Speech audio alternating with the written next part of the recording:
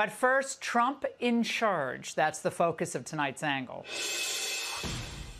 All right, he commanded the room for over an hour on complex matters of foreign and domestic policy, on trade, on regulatory matters.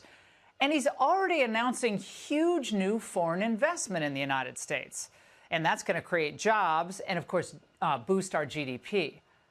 But the media's take on Trump today was, well, more proof that they've learned nothing. One of the biggest things that stood out to me from that press conference, from moments when Trump got out there before he even started taking questions, is the level of anger. He's really agitated. He had a long list of grievances. This should be someone who is upbeat and happy to come in, but he is still full of grievances. Oh, that's what they took from today? That's it?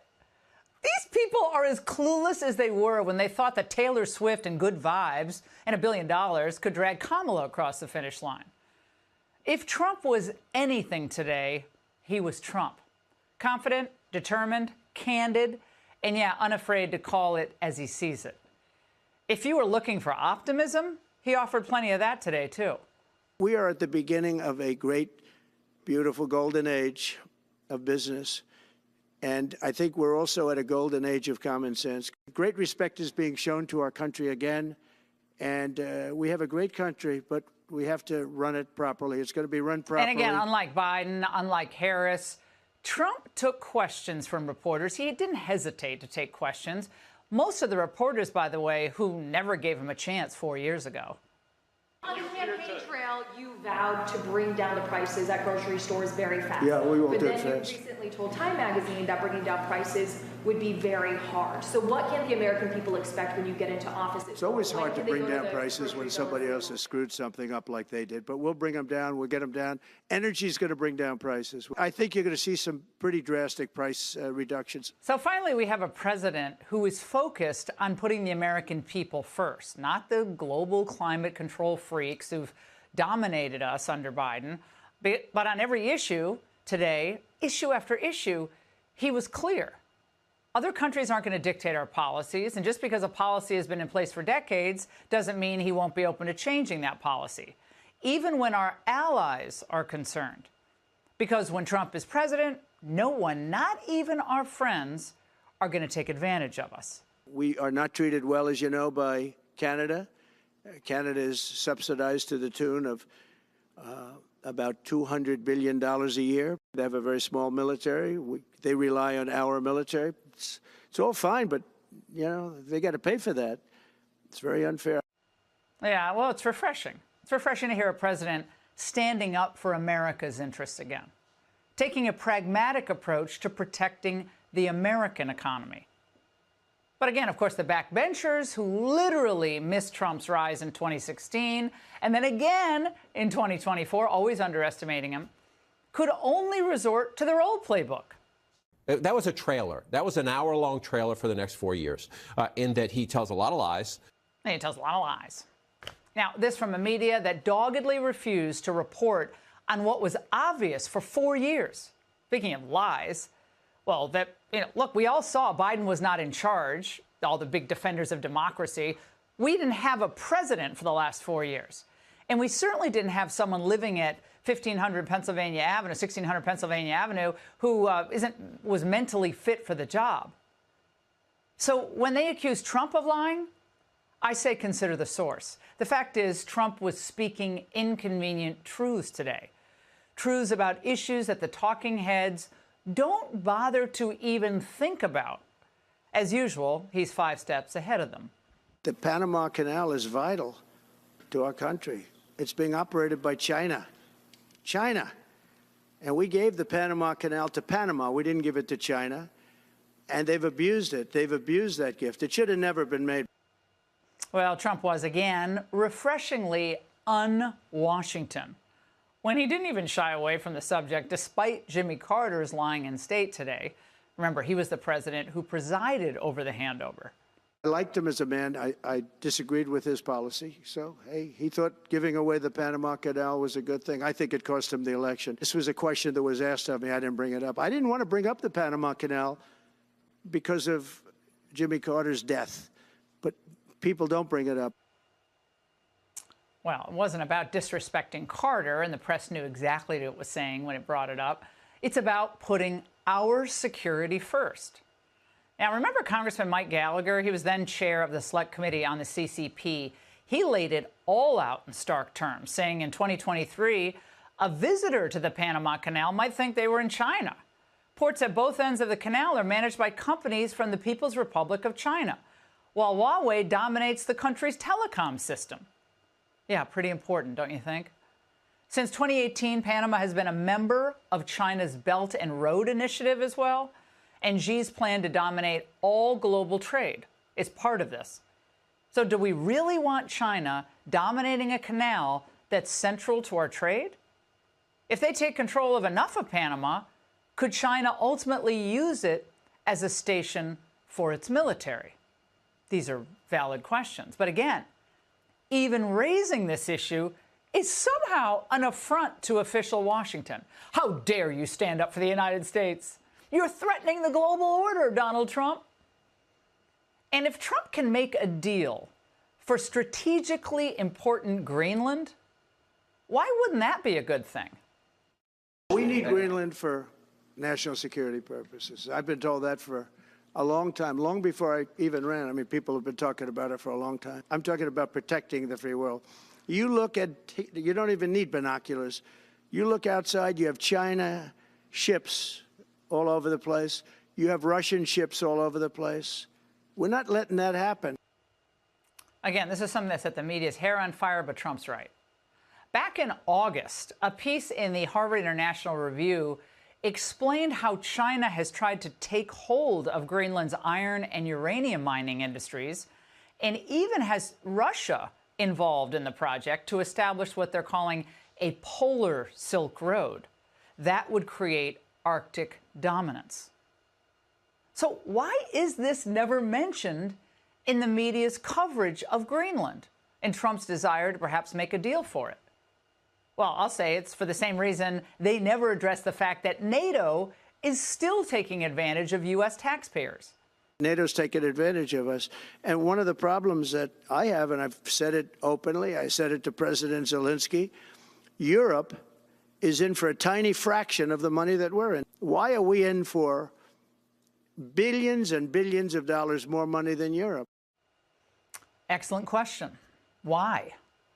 And it's a question that makes all the right people uncomfortable, as does Trump's approach to dealing with Russia and his desire to end this horrible war that Biden's incompetence set the stage for. Somewhere along the line, Biden said, no, they should be able to join NATO. Well, then Russia has somebody right on their doorstep, and I could understand their feeling about that. But there were a lot of mistakes made in that negotiation. And when I heard the way that Biden was negotiating, I said, you're going to end up in a war. And it turned out to be a very bad war. And it could escalate. Trump, the peacemaker, wants it to end. And of course, he's spot on. And in response, the press tiptoed toward Russia collusion again. He took Vladimir Putin's side about Ukraine and NATO, saying, I understand why Russia would be mad that some country on its doorstep would join NATO. Let me just stop right there, John. Yeah. Just that quote alone. No. Russia's mad, and I understand that. That Russia invaded a democratic nation within Europe. And he understands why. Imagine that. A leader who actually tries to convey an understanding of both sides to reach a peace deal. It's called negotiation. It's called laying the groundwork for a deal.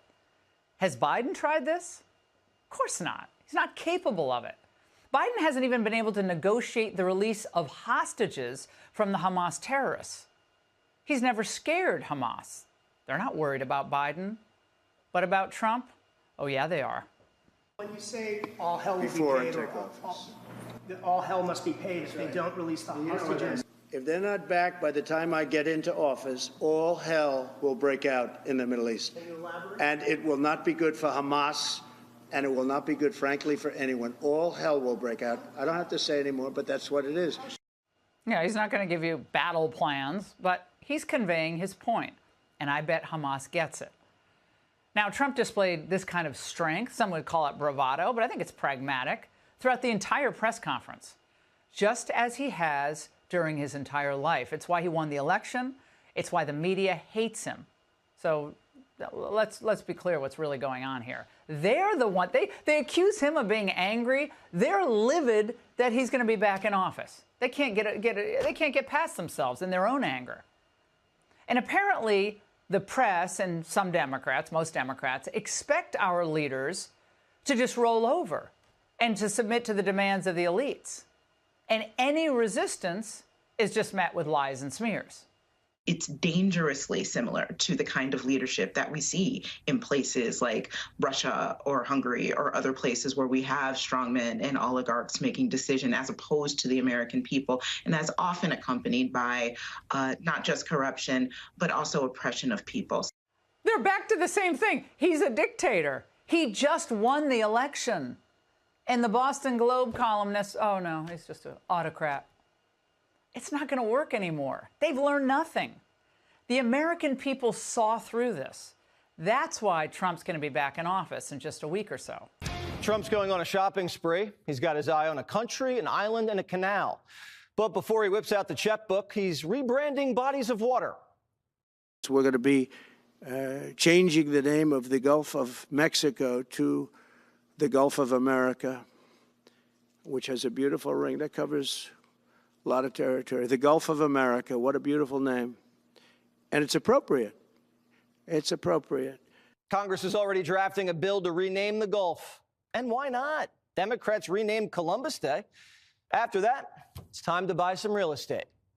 The Panama Canal is a disgrace, what took place at the Panama Canal. We gave it away for $1. But the deal was that, you know, they have to treat us fairly. They don't treat us fairly. They charge more for our ships than they charge for ships of other countries. They charge more for our Navy than they charge for navies of other countries.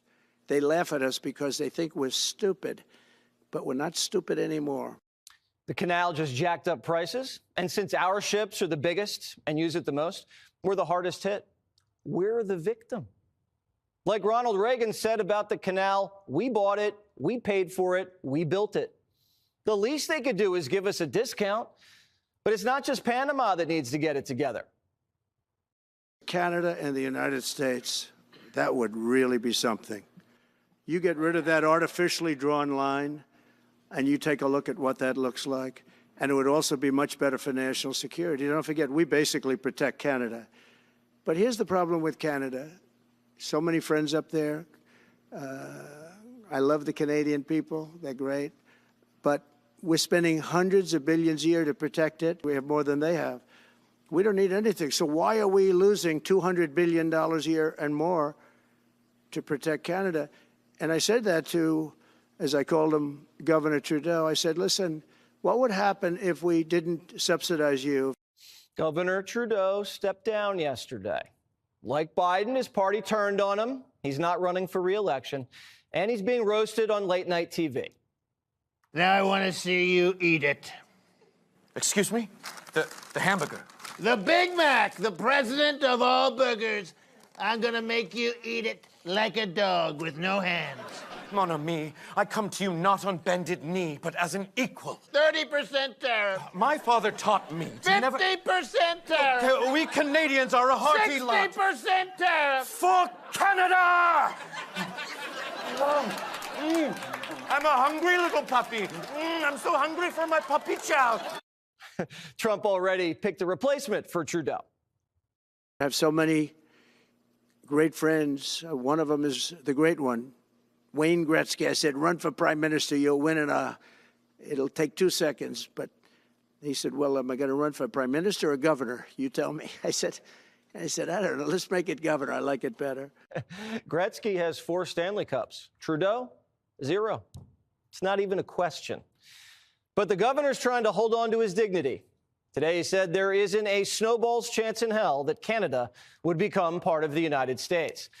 Other Canadian politicians are making counteroffers. Hey, Donald, have we got a deal for you? You think we want to be the 51st state? Nah, but maybe California would like to be the 11th province. How about it? California? Oregon? Washington? You know something? To the president, I'll make him a counteroffer. How about if we buy Alaska, and we'll throw in Minnesota and Minneapolis at the same time? No deal. But if you want to take Minneapolis off our hands, she's yours. She's kind of, you know. We're going to interview that Canadian politician in a few minutes. Make him an offer he can't refuse. But before Trump scoops up Canada, he's scoping out Greenland. Well, we need Greenland for national security purposes. I've been told that for a long time, long before I even ran. I mean, people have been talking about it for a long time. You have approximately 45,000 people there. People really don't even know if Denmark has any legal right to it. But if they do, they should give it up because we need it for national security. That's for the free world. I'm talking about protecting the free world. You look at, you don't even need binoculars. You look outside, you have China ships all over the place. You have Russian ships all over the place. We're not letting that happen. Trump saying we need Greenland to protect Denmark and the rest of the free world. How does Denmark need it more than we do? Denmark should want us to have Greenland. It's in everyone's interest. Imagine if something bad happened to Europe and it was because the United States didn't have Greenland. How do you think Denmark would feel then? Today, Trump, Force One, took an expeditionary flight to Greenland, delivering an American dignitary to stake a diplomatic claim. We're here in Nuuk, Greenland. Just incredible scenery. Super cool stuff. The people of Greenland were delighted to see Don Jr. Okay, we're here in Greenland with Don Jr. Everyone wants to be on TikTok. What do you guys think of America? Great. You love America and you love Trump? Yes, of course. The youth of Greenland, Don. We're hearing a lot of it, guys. We're hearing a lot of it. 47 even called in to greet our new family members.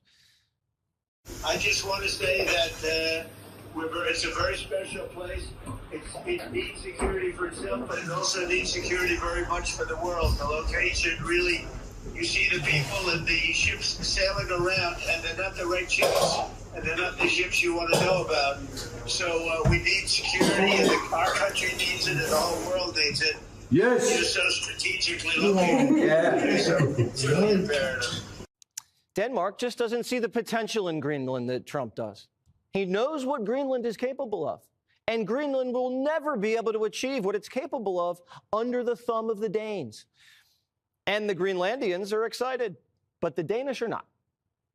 I will make it very clear that seen with the eyes of the Danish government, Greenland is for the Greenlandic people.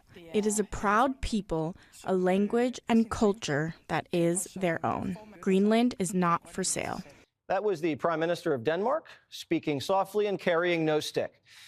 Denmark can be at the negotiating table, but it's really not their call. It's up to the people of Greenland.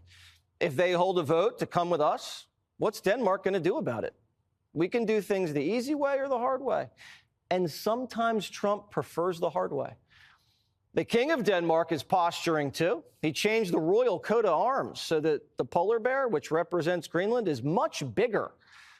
There are also a couple of shirtless guys holding clubs. The king made them bigger too. Is that a threat? I hope not. Can you assure the world that as you try to get control of these areas, you are not going to use military or economic coercion? No. We're not at the stage of gunboat diplomacy yet. We're just window shopping. The president-elect's a real estate tycoon, and he's in a deal-making mood. The strategy is to get a better deal for America and create a North American security, energy, and trade network that keeps everyone safe, rich, and happy. Don't you want to be safe, rich, and happy? Geopolitical strategist and friend of the show, Peter Zeihan, says America is not a tiny European power looking to gobble up large chunks of land to feed their pride and empire. We're just looking for strategic islands and choke points, not to occupy, but to project power from. Think of Greenland as a cold Mexico with barely any population, right off the coast of Maine. Greenland has minerals that China's trying to mine. We're not crazy about that. And we'd like to expand our basing there to compete against Russia in the Arctic and elsewhere. Only problem is the Scandinavians aren't going to love this move. And we need their help in the Baltics and the North Sea. So we're going to have to wheel and deal. What about Panama? I don't really want to have to occupy a poor, corrupt country run by cartels, but I don't like getting ripped off with high fees every time we sail through. So maybe this flex will force them to drop the price. I used to love the idea of gobbling up Canada. Vast energy reserves, doubling our geography. We'd never lose another Winter Olympics. But do we really want to add that many liberals to our population? Even if we split it into two states, a conservative West and a liberal East, because Eastern Canada is so populated, it'd be an electoral disaster for Republicans. No thanks. But the Canadians need to shape up when it comes to trade, energy, and timber. I'd still like to add stars to our flag, and Canada does seem ripe for the picking. Maybe we just take Saskatchewan and Alberta, because the fact that they don't want to become part of America makes me want to make them. Tonight, we begin with a preview into what will be, frankly, an unpredictable, exciting, busy, and transformative next 4 years. Buckle up. It's going to be a great ride. President-elect Donald Trump in front of a podium. Imagine this, a president. No scripts, no notes, no pre-selected questions, just bold, out-of-the-box ideas that you usually won't get from the D.C. swamp. Big plans, a commitment to put America first. Our nation's enemies and allies have all been put on notice. Take a look. If those hostages aren't back, I don't want to hurt your negotiation. If they're not back by the time I get into office, all hell will break out in the Middle East. Now, Steve Witkoff, who was in that video, he will join us coming up later in the program. Also, more on Trump's maximum pressure campaign against the terrorists that are now holding American citizens in captivity. They have since October 7, 2023. Free the hostages or there will be hell to pay. But first, more from today's wide-ranging press conference, including a big new plan to rebrand the Gulf of, well, while holding our neighbors to the south and to the north accountable. Take a look. You decide. We're going to be changing the name of the Gulf of Mexico to the Gulf of America, which has a beautiful ring that covers a lot of territory. The Gulf of America, what a beautiful name. And it's appropriate. It's appropriate. And Mexico has to stop allowing millions of people to pour into our country. They can stop them. And we're going to put very serious tariffs on Mexico and Canada, because Canada, they come through Canada too.